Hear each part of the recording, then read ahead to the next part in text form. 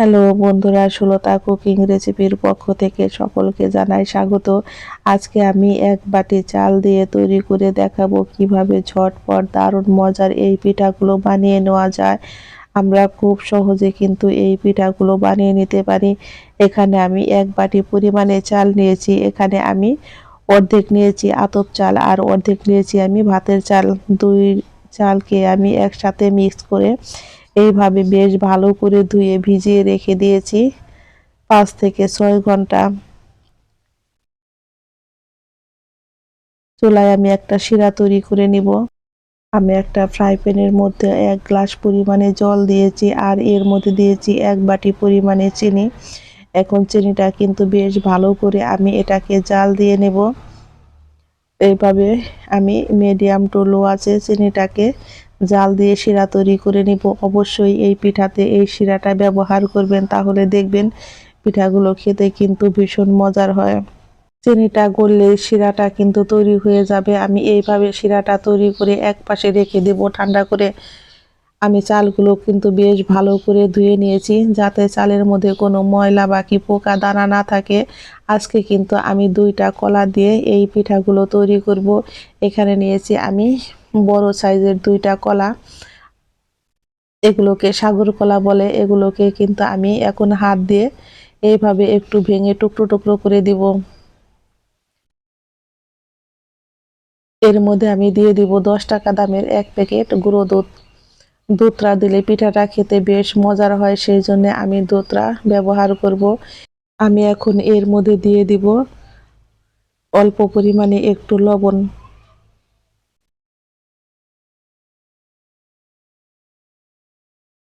আর দিয়ে দেব আমি হাফ চামচ পরিমাণে বেকিং পাউডার। এর মধ্যে এখন দিয়ে দিব আমি ঠান্ডা করে রাখা চিনির শিরাগুলো।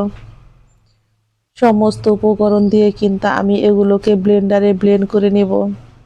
আমি এখন এর মধ্যে দিয়ে দিব 1 বাটি পরিমাণে আটা। আটাটা দিয়ে কিন্তু আমি চামচ দিয়ে এইভাবে একটু নেড়ে দেব যাতে ব্লেন্ডারে ব্লেন্ড করতে সুবিধা হয়।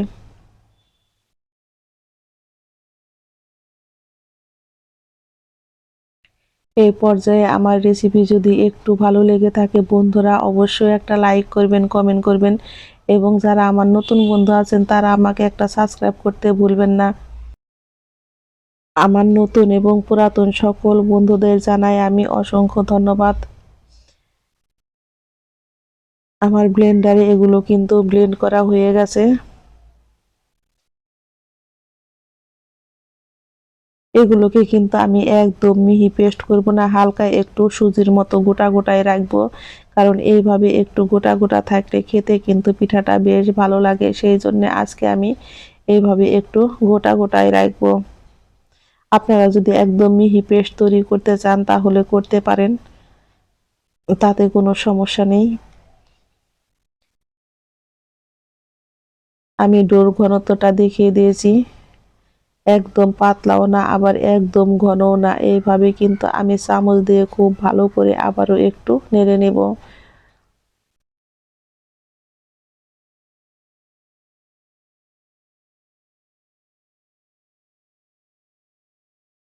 আমি চামচের গায়ে একটু দাগ কেটে দেখাচ্ছি। যখন এইভাবে দাগ কাটা যাবে তখনই কিন্তু বুঝতে পারবেন ডোটা একদম পারফেক্ট ভাবে তৈরি হয়েছে।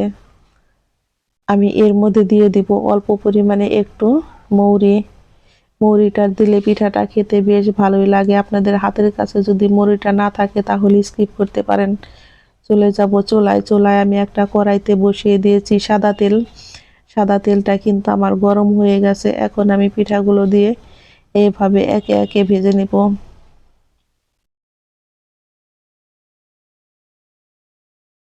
পিঠাটা কিন্তু আমার কত সুন্দর ফুলে উঠেছে। আমি একটু এইভাবে উল্টে পাল্টে পিঠাগুলোকে ভেজে নিব। আর একসঙ্গে কিন্তু আমি 2টা করে পিঠা ভাজবো, কারণ এইভাবে একসঙ্গে 2টা করে পিঠা ভাজলে খুব তাড়াতাড়ি পিঠা ভাজা হয়ে যায়, বেশি সময় লাগে না, আবার গ্যাসেরও অপচয় কম হয়।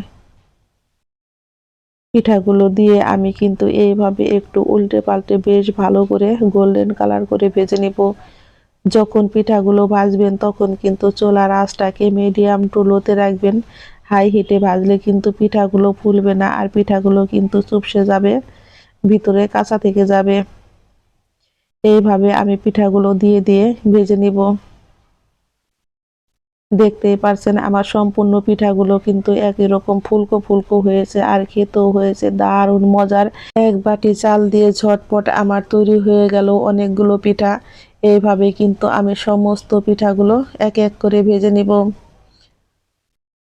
এই পিঠাগুলো দেখতে যেমন সুন্দর হয়েছে, খেতেও হয়েছে কিন্তু দারুণ মজার। একটা খেলে মন ভরবে না, মনে হবে আরো খাই। সেই জন্য কিন্তু আমরা বাসায় এই শীতের সময় এইভাবে পিঠাগুলো কিন্তু ঝটপট বানিয়ে নিতে পারি খুব সহজে।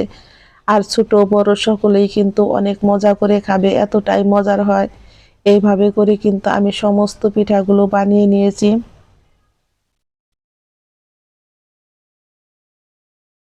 ঝটপট তৈরি হয়ে গেল আমার এক বাটি চাল দিয়ে দারুণ মজার তেলের পিঠে। সকলেই ভালো থাকবেন, সুস্থ থাকবেন। আমি আবারও ফিরবো নতুন নতুন কোনো রেসিপি নিয়ে। সকল বন্ধুদের জানাই অসংখ্য ধন্যবাদ।